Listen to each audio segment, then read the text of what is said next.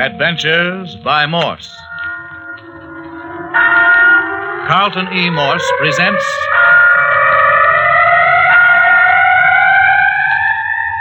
The City of the Dead, featuring Captain Friday. If you like high adventure, come with me. If you like the stealth of intrigue, come with me. If you like blood and thunder, come with me. The City of the Dead.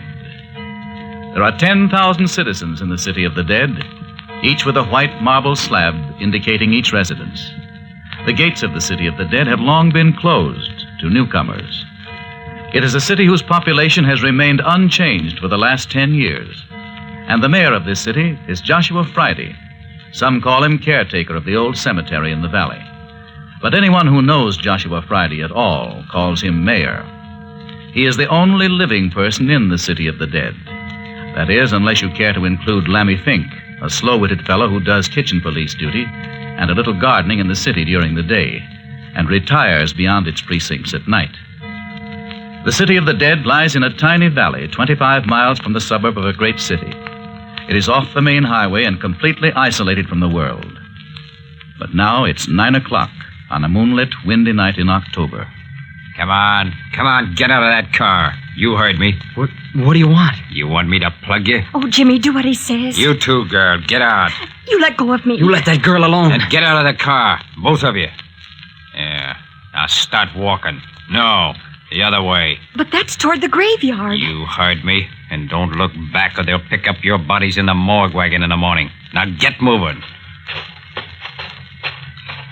Jimmy, what's happening to us? Keep walking. Don't look around.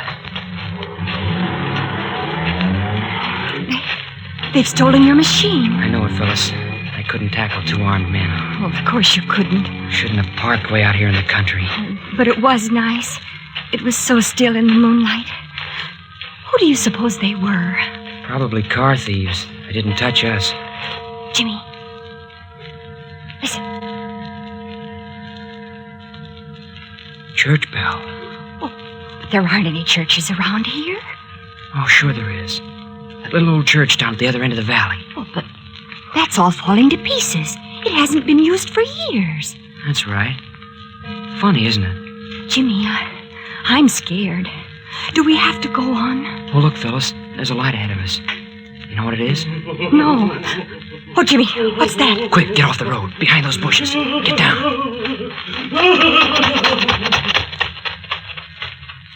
Oh, Jimmy. Jimmy, what was that? What was... Shh. Oh, I wish we were home. Don't talk so loud, Phyllis. That fellow acted as though he were being chased. Chased? Listen. Don't hear anything, do you? No. I mean, come on. Keep on the grass. Well, where are we going? You saw that light. I just remembered that the caretaker of the City of the Dead lives around here somewhere. That must be his place. Oh, I don't like that name. What? City of the Dead? Yes. Graveyard's bad enough. Well, anyway, we'll get him to let us use his phone and call the police and have a car sent out for us. Oh, there, you can see the outline of the house among the trees. See it? Uh-huh. Looks awfully lonesome, doesn't it? Mm. Look. What are those? We're inside the City of the Dead. Those are the tombstones glistening in the moonlight. I don't like it, Jimmy. Oh, here's the door. Oh, Jimmy, don't leave me. I'm right here in the shadow. He doesn't answer. It's funny. What do you want? Oh, hey. no! Hey, where did you come from? What do you want? Are you the caretaker? Supposing I am. Oh, what made you sneak up on us from behind? That you making that crazy noise? What noise? Oh, you mean the man crying? Oh, so 'twas you. Oh, no, it wasn't. He passed us down the road. He was scared. What are you doing here? Why, our car was stolen from us. Oh, stolen? Hi, Doc! Open the door! Yes, two men held us up. We want to phone to the city for help. Do you hear, Doc? They're coming, Mayor. Oh, here you are. Well, what have you there, Mayor? Go on in, you two. Yes, sir. Lock up again, will you, Doc? Sure. Were they the ones picking up the rumpus? I tell a queer story. Here, you two, sit down. Said the car was stolen, Doc. Who stole it? What? I don't know, just two gunmen. Yeah, Here, Mayor, you better let me do the questioning. We'll get further. go ahead. What's your name, son? James Parker, sir, and this is Miss Phyllis Carroll. How do you do, Miss Carroll? Now, Mr. Parker, as I understand, you and Miss Carroll were out riding this evening. Uh-huh. We were parked down the road near your house. Park. What for? No, Mayor. Well, it looks suspicious to me, Doc. With all these other goings on. No, you just don't understand the modern young folk, Mayor. You'd better let me do the talking. Now then, you were parked on the edge of the road, I take it. Yes, sir. And then what happened? Well, two men suddenly appeared, one on each side of the car, and told us to put up our hands and get out of the car. They were armed, you say? Yeah, both of them. When we got out, they told us to keep walking in the direction of the graveyard. What's that? Oh, son, don't ever say that word again in front of Mayor Friday. This is the city of the dead. Oh, yes, sir. Sorry. Now, go on. Well, just as we saw the light in the caretaker's... It's Mayor, son. Mayor. Yes, sir. Just as we saw the light in the mayor's house, we heard someone coming down the road as hard as he could run. He was scared. Hysterical, huh? Yes, sir, he was. Crying and sobbing. Oh, Jimmy, you forgot about the bell. Bell. Yes, the church bell. It seemed to come from down at the other end of the city of the dead. I guess it was from the old church down there. You hear that, Mayor? There ain't been no bell in them ruins for 10 years, Doc. No bell? But we heard it. But I tell you, Never that... mind, Mayor. Now then, son, what happened after that? Well, after the man ran by, we waited a few moments, and we came to the door and knocked. That's all. Oh, I see. What do you make of it, Mayor? Don't like it. Think they're lying. But we're not. Listen, let me call up the police. Police? The police? Listen, I'm mayor of the city of the dead, and what I say goes. Yes, sir. And I ain't never had any police in this city, and I ain't never gonna have. And besides, there isn't any telephone here. But I saw a telephone wire. Son, you heard me say there was no telephone here. Oh, but I've got to let my mother know. I'm sorry, Miss Carroll. It seems to be fate. But what are we going to do? No one ever comes by this way. Well, Mayor Friday will put you up for the night, I think. He has a couple of extra rooms, eh, Mayor? Huh? Oh, sure. Oh, but I've got to get home tonight. Now, Miss Carroll, you better just take it all as an adventure and make the best of it. Isn't that right, son? Yeah, I guess so. Maybe if we started to walk back, we could pick up a ride when we hit the main highway. No. We couldn't think of letting you do that. You simply must accept Mayor Friday's hospitality.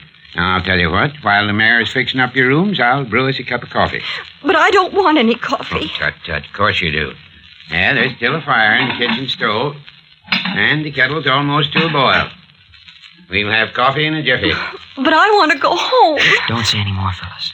Jimmy, what does it mean? I don't know. Something's up. I don't get it, but we better play up to him. Pretend like you thought nothing was the matter. Well, are we prisoners? Looks like it. Now, don't worry, though. I can take on these two old duffers if I have to. Well, but who is this doc person? Oh, shh. Here he comes. Now then, coffee's all ready. There you are, Miss Carroll. Thank you. And there you are, Mr. Parker. Oh, thank you, sir. And here's some buns. They're better if they're hot, but they'll do for this sort of a snack. Oh, no, thank you. I'll just have coffee. Sir, I thought that Mr. Mayor Friday lived here alone. You wonder who I am, eh? Well, I'm what your city doctors would call an old codger, I'm afraid. Just an old country doctor. Doc Tuner is what they call me. But I wouldn't think they'd need a physician in the city of the dead. Oh, no. The city of the dead isn't my seat of practice. That is, I should say it wasn't my seat of practice. You see, son, I'm retired now. All my patients are dead. Dead? All of them? Well, it's this way, young folks. I was a family doctor and had my little practice and was like a member of each family that I doctored. I knew all the little troubles and every pain of each of my patients. Never seemed to hanker to add new patients to my clientele, especially as I grew older. More coffee, Miss Carroll? It does taste good. Well, as time went on, I found myself laying more and more of my patients to rest in the city of the dead. But there hasn't been anyone buried in the city of the dead for the last 10 years. Well, this was years ago, son. Well, finally, about 10 years ago, I discovered that all the families I'd doctored were either dead or had moved away. As that I hadn't added any new patients, I was a doctor without a practice. But couldn't you have got more? Oh, suppose I could, but I never made a practice of it, so I didn't hanker to begin trying at my age. I was getting well along, and besides, I had enough to live on. Oh, I see. Which means that you don't see at all. Well, son, as I said, I lost the last of my patients about the time they closed the city of the dead as a burying place and opened up a newfangled cemetery over on the other side of the city. My last patient just slipped in under the bars, you might say. Last person to be buried here. All your patients are buried in this great the city of the dead? Every one of them. So you can see the city of the dead has a very soft place in my heart. I often come down here and stay a spell with the mayor. It's kind of like being with old friends. Going down there among those little white headstones brings back all the old days to me. And you just happen to be here on a visit tonight? Huh? Oh, yeah. Oh, here comes the mayor. Well, your room's is ready. Yeah, that's good. I suppose, Miss Carroll, you'd better take the first room. Mr. Parker, you take the one right next to it. That right, Mayor? Don't make no difference. Yeah, good night. I hope you both sleep well. I'll call you for breakfast. Good night, Dr. Tuner, and you too, Mr. Mayor Friday. Good night, son. And you, Miss Carroll. Yes. Good night. Night, Phil. Remember, I'm right next door. Night, Jim. And now you, son. Yeah. Hi. Hi out there. Hey, what do you mean by locking the door? Oh, Phyllis! Phyllis! Jimmy, is that you? Yes, Phyllis, they've locked me in and the window's barred.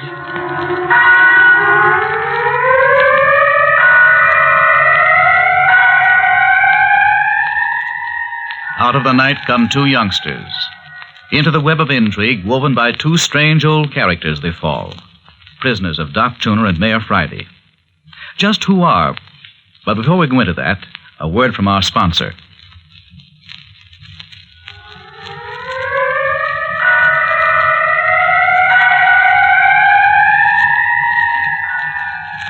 Having locked Jimmy Parker and Phyllis Carroll in adjoining bedrooms in the caretaker's cottage, old Doc Tuner and Mayor Friday are out among the gravestones investigating. Well, look here, Mayor. We won't be able to find anything down here among the graves this time of night. Yeah, moon's good. Anyway, I know ever sticking stone in the city of the dead. I'll know if anybody's been prowling around. But morning will do just as well. No, it won't. I'm going to look, and if I catch anybody prowling around, well, I got my gun. But if the men got away, as those youngsters said... Supposing they ain't telling the truth. All that nonsense about hearing a church bell. Well, the girl was telling the truth, Mayor. I know the truth when I hear it. Dang funny.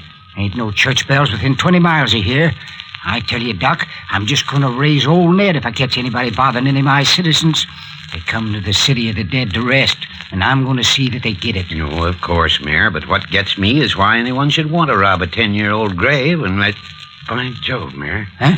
Well, never mind now. This is going to take some thinking over. I'll tell you when we get back to the house. Look yonder at the wisp of fog among the stones. Yeah, them's the first bits of fog sweeping down the valley. Another couple of hours and the whole city will be so thick you can cut yourself a hunk. Strange how I love this old place. Those wisps of fog remind me of rays, nice friendly phantoms. Reckon you have the same feel about this place as me. Oh, listen.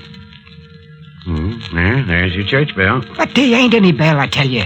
I seen him take it out of the tower 10 years back when they quit using it. Yeah, maybe your ears are deceiving you, but personally, I hear church bells. Yeah, gives a fella the creeps, don't it? Yeah, it seems to me there are altogether too many mysterious things happening in the city of the dead, if you get what I mean. I don't. Well, for a city of quiet, decent folk that are supposed to be at their last resting place, there's a beastly lot of nocturnal activity. Listen. Bell stopped. Say, I got a thought, Mayor. Yeah? Why don't you put old Lammy Fink to keep a lookout at night? If he saw a prowler... If he saw a prowler, he'd have a fit. Lammy Fink. That addle brain wouldn't stay in the city of the dead after dark for anything on earth. Well, to be honest about it, Mayor, it looks to me like the kids are telling the truth. In the morning, we'd better feed them and send them on their way. And have them go home and tell a long rigmarole about auto bandits and hysterical men and phantom church bells and us locking them up for the night? Well, you can't keep them locked up indefinitely. Better turn them loose before any more harm's done. Mighty funny they should show up right at this time. Looks queer to me. Somebody's been monkeying around in the city of the dead for the last week. Then we up and catch a couple. Don't seem natural to me that they should be innocent. Well, and then I lied to him about the telephone. That's something else for him to talk about. Guy's sakes, Doc. If they went to the police with all that, the city of the dead would be run over with police and thrill hunters for weeks. I ain't gonna have it. What's this? Look here. Man's cap. Yes, it's a cap, all right. Recognize it? Yes. You don't say, Mayor. Yes, belongs to Lammy Fink. Don't tell much. Might have left it here yesterday while he was working. No, he didn't. I was by this way after he left last night. Wasn't here then. And anyway, he was working down at the other end of the city. And again, I seen him when he left after work, and he had it on his head then. Well, those are three pretty definite reasons to make us believe that Lammy Fink isn't so afraid of the city of the dead after dark as you thought. Likewise, it rather indicates that Lammy was down here tonight. I know Lammy. He wasn't down here. Not if he could help it, he wasn't. You're a stubborn fellow, Mayor. You deny their church bells even when you hear them. Now you intimate that a man's cap has arrived on the scene without reason or assistance. Well, things ain't like they should be, Doc. Something's the matter. Somebody's desecrating the city of the dead. Well, the thing to do is to question Lammy tomorrow. Shh, wait, listen. The church bell again. Say, I'm beginning to think you're right about investigating that old church. I'll go down with you tomorrow. I ain't gonna wait till tomorrow. I'm going down there now. Oh, come now, Mayor. It's getting foggier than the deuce. You won't be able to see anything. Going anyway. If there's anything there, I'll see it. Oh, what's the use of chasing phantom church bells this time of night? Don't come if you don't want to. I'm going. Well, if you're going, I might as well go, too. You ain't fidgety at your age, are you, Doc? Who, me? Blamed old fool. Come on.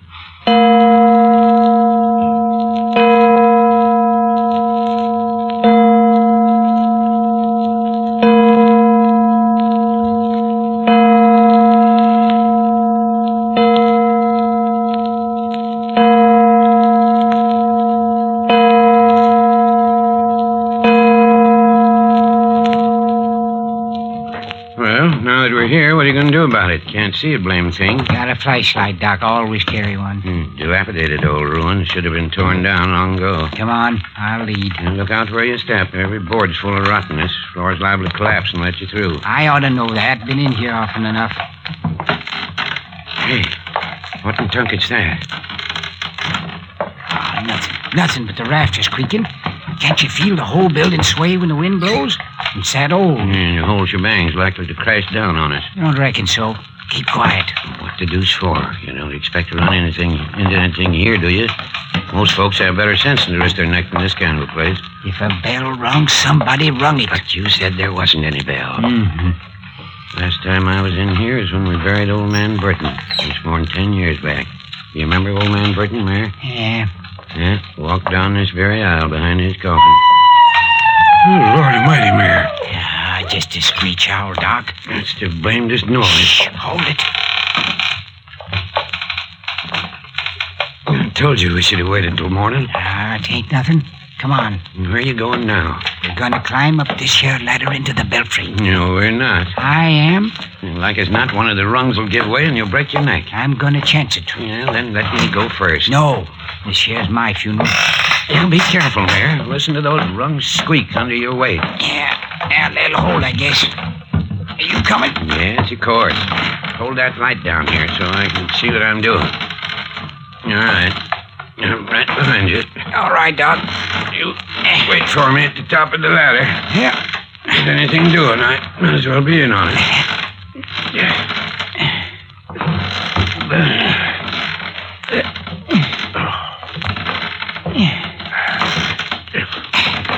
All right, Doc. Yeah, except for a bad case of goose pimples. Now, I'm going to turn on the flashlight. Better crouch down in case there should be anything. I'm crouched. Mm-hmm. Look out! Look out! Huh? What's the matter? Didn't you see it? See what? Whatever made that noise? Them was pigeons. Scared the pie out of them. But I saw a shape, shadows. Yeah, just a pigeon flying around. I don't believe it. I saw something big. Oh, yeah, where is it then? Couldn't have gone down the ladder. Couldn't have jumped out of the belfry without busting its neck. Yeah, have your own way. Anyway, there isn't any bell up here. Exactly like I told you. So, you see, we had all this monkey business for nothing. You satisfied now? I heard a bell tonight. Of course you did. So did I. Well, where did it come from? Ain't no other buildings around for 20 miles. Looks to me like you've deepened your mystery rather than solved it. Yeah. Look. Cobwebs all over the place. Ain't nobody else been up here for years. Anybody can tell that. Hey, Mayor, let's go back to the house to do our cogitating. I'm not what you'd call comfortable perched up here in this old belfry. Yeah, reckon we might as well go down.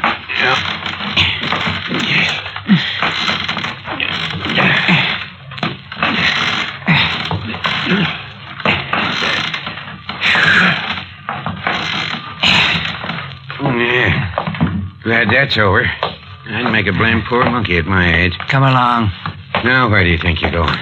Well, as long as I'm here, might as well look over the whole place. You're sure anxious to break a leg.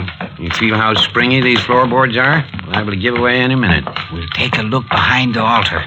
What's back there? Well, it used to be the preacher's study. It was never used, though, after the old bell ringer committed suicide in there. By Jove, Mayor, I'd forgotten about that. Old Sammy Martin. Hanged himself, didn't he? Yeah. Yeah, locked the study off and never used it after that. Of course I remember now. 15 years ago, if it was a day. It ain't locked no more, don't reckon. Look here, Mayor, I'm not so certain I like this.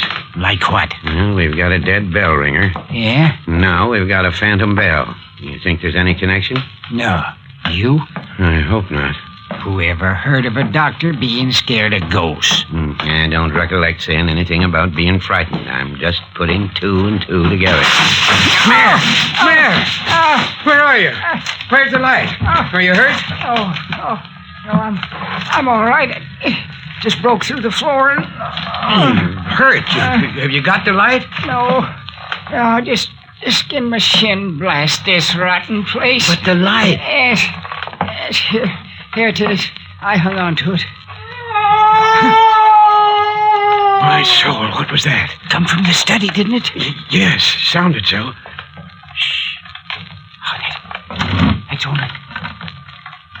It's only the rafters. Here, help me pull my leg out of this danged hole. Well, wait a minute until I turn on the light. No, leave it off. We'll sneak up on the study. What do you mean, sneak up? Here, give me your hand. There you are. Now, look here, Mayor. I've had enough for one night. I'm gonna see what made that noise. No fat chance of sneaking up on anything after the crash you made when you fell. We'll sneak up to the door and throw it open. Yeah, and get shot for our trouble. No, we won't. Be lying flat on the floor. Yeah. Yes. Then we'll wriggle into the room. Now, listen, I'm no snake. Then we'll wait until we hear a noise. You're crazy, Mayor. Yes, maybe so. Anyway, as soon as we hear a noise, we'll flash on the light and nab whoever's there. Just as easy as that. Come on now. Don't make a sound.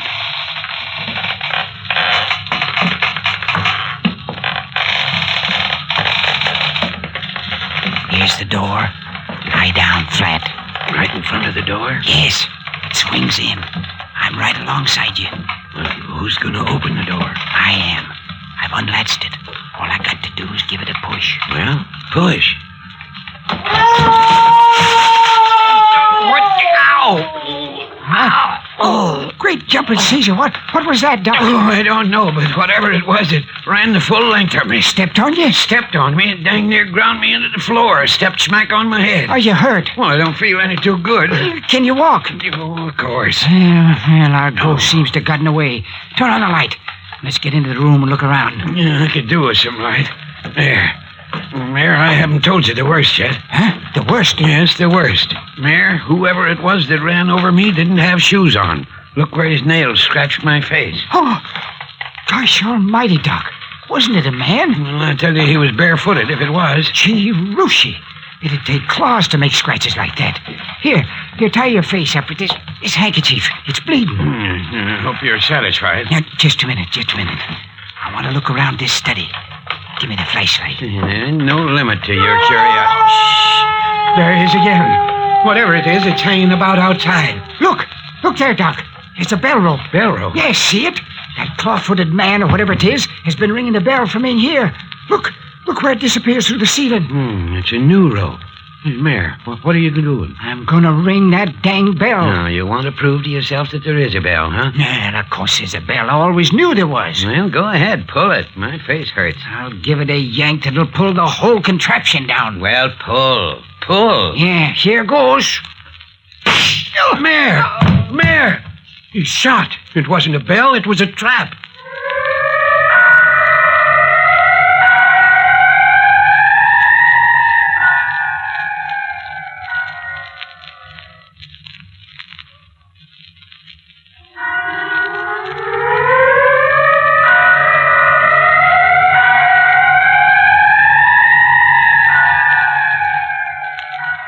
You have just heard the opening episode of The City of the Dead, especially written and produced for your sponsor by Carlton E. Morse. What is this clawfoot thing? What is the meaning of the phantom church bell? Why are Jimmy and Phyllis held prisoners? And finally, who shot Mayor Friday? And how and why? The mystery grows deeper and creepier next week with Chapter 2, entitled, I've Dug Up Something Ghastly.